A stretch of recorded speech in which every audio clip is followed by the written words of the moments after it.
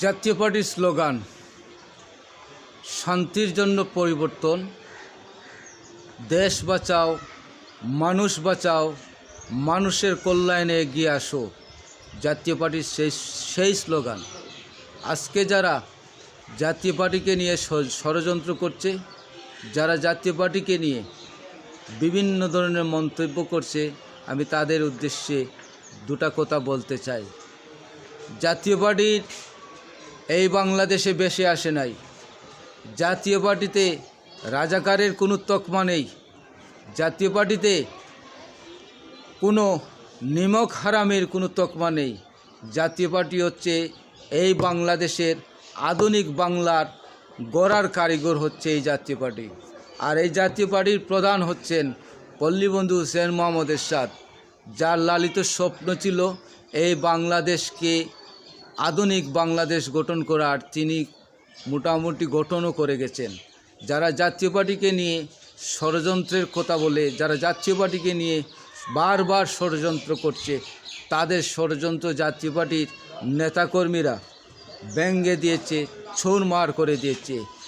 যতবারই ষড়যন্ত্র হচ্ছে না কেন, জাতীয় পার্টির নেতাকর্মীরা তারা ষড়যন্ত্রে সবসময় প্রতিরোধ করে অভ্যস্ত হয়ে গেছে।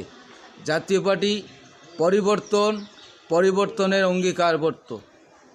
এই অঙ্গীকার নিয়ে এই জাতীয় পার্টির রাজনীতি।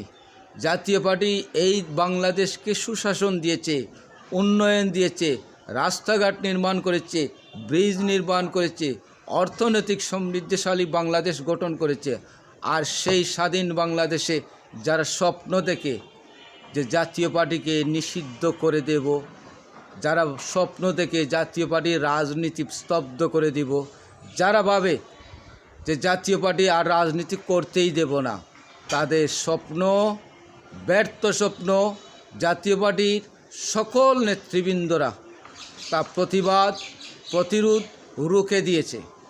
বন্ধুগণ, একটি কথা বলে রাখি, এই বাংলাদেশে জাতীয় পার্টির চেয়ারম্যান সাবেক রাষ্ট্রপতি পল্লীবন্ধু হুসেইন মোহাম্মদের যে অবদান কোনো সরকারের নেই, কোনো রাষ্ট্রপ্রধানের নেই। সবাই পেট ভরে খেয়েছে আর বিদেশে টাকা পাচার করেছে। জাতীয় পার্টির কোনো মন্ত্রী এমপি তাদের বিরুদ্ধে এরকম কোনো রেকর্ড নেই বিদেশে টাকা পাচার করার। তারা এই দেশকে গঠন করতে গিয়ে অক্লান্ত পরিশ্রম করেছে। এই আধুনিক বাংলাদেশ গঠন করতে গিয়ে তারা আজকে নিঃশেষ হয়ে গেছে। তারপরও এই বাংলার মাটিতে তারা সগৌরবে রাজনীতি করছে এবং করবেই। বন্ধুগণ, যারা ধর্মের দোহাই দিয়ে, যারা জান্নাতের দোহাই দিয়ে, যারা জান্নাতের টিকিট বিক্রি করে এই রাষ্ট্র ক্ষমতায় যেতে চায়, তাদেরকে বলছি, যেদিন শেখ হাসিনা এই আপনাদেরকে যখন নিষিদ্ধ ঘোষণা করেছিল, সেদিন ঢাকার বুকে দাঁড়িয়ে আমার নেতা জিএম কাদের সাহেব বলেছিলেন, এটা শেখ হাসিনার অন্যায়, এটা বিচার নয়, এটা প্রহসনের বিচার করা হয়েছে। এই নির্বাহী আদেশ বাংলাদেশের জনগণ মানবে না, রুখে দিবে।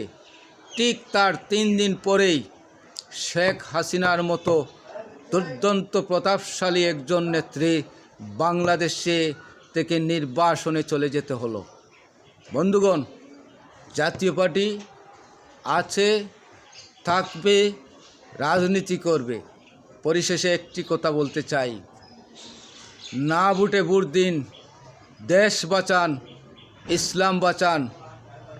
লাঙ্গল মার্কায় ভোট দিন, দেশ বাঁচান, ইসলাম বাঁচান, দেশের সংবিধান বাঁচান, দেশের মানুষকে বাঁচান। ধন্যবাদ।